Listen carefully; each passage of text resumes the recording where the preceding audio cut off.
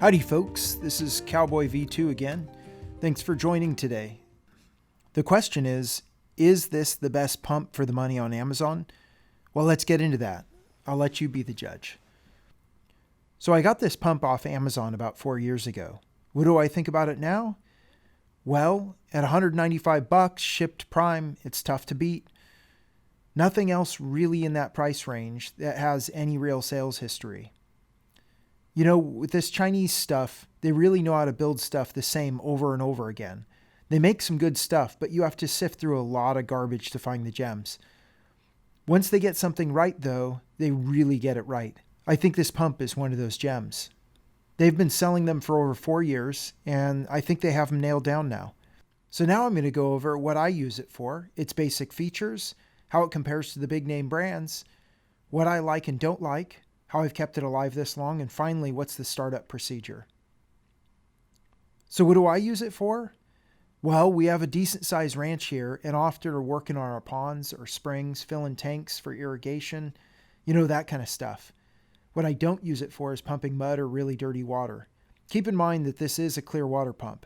I keep a decent suction screen on the inlet hose with 3/8 hole size max. So far, it's worked out to be pretty versatile. Now, I know some of you are going to be asking about this being used as a fire pump.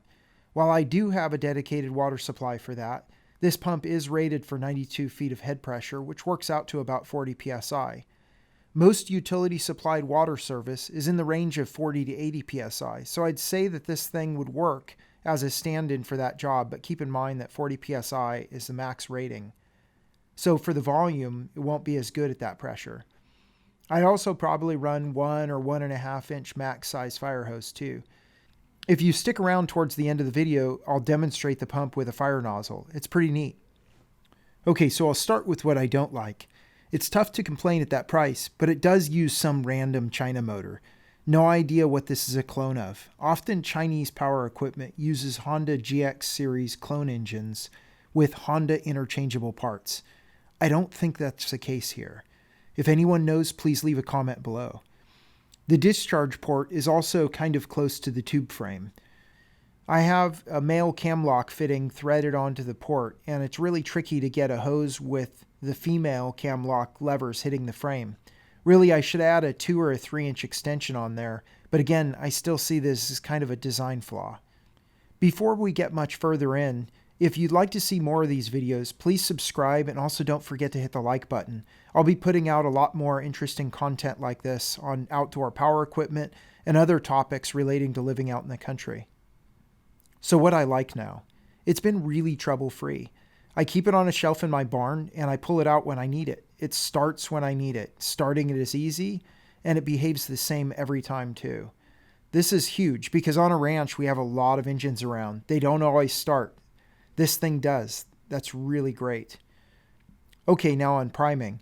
So I haven't used it for any really high lifts, maybe 5 or 10 feet at most, but it primes really easy. Once it's been run, it will hold prime for days, sometimes even weeks without running. It's really small and doesn't take up a lot of space either. I can easily lift it by myself, but still moves a lot of water. It also sips fuel. Now you might be wondering, how did it survive this long? After all, this is a China pump and not a domestic or even an import with a Honda motor. The key has been maintenance and running the carb out of fuel before storage. All these small motors, Hondas too, recirculate the oil without going through a filter. After the first hour or so of running, you'll want to change the oil and then again around 5 or 10 hours. The oil will initially get really nasty, and you don't want anything the motor sheds during break-in being pushed back through the circuit. And on the carb and keeping it starting easily. Basically, once I know I'm done running the pump for a while, I'll shut off the fuel at the tank and let the carb run dry and die. The point here is to leave nothing in the carb to dry out and gum things up. This is the number one issue I see with storing any small engine power equipment. You come back to them 18 months later, and they won't start because you got shellac in the carb. As for starting, it's really simple and pretty much the same every time. Before starting it up, you'll need to drop the suction hose into the supply and add some water to the pump housing through the priming plug hole. Don't forget to put it back on or you'll be taking a shower. I did this last week. If it's been sitting for a while, I'll check that the fuel is topped off. You really don't want to leave any gas in the tank for more than maybe 18 months or so. Otherwise, it tends to go bad. I'll turn the fuel valve on. Next, the throttle to half or full, the choke to the on position, and turn on the ignition switch. After that, I'll give it a pull. If it's been sitting, it might take more than one, but otherwise it's only one tug.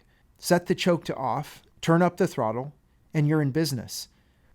It's been really consistent. This is pretty much the same every time. Okay, so here is a demonstration of it being used as a fire hose. I think if this is what you have available, it will do the trick. We had a pretty good fire come through here a few months back. I stuck around and feel like this could have come in handy if I didn't already have other equipment set up. I hope this helps you out in deciding if this pump's worth taking a crack at. It's definitely made the grade for my use. Okay, well that's it for today. If you haven't already, please subscribe and hit the like button. Until next time, thanks for watching.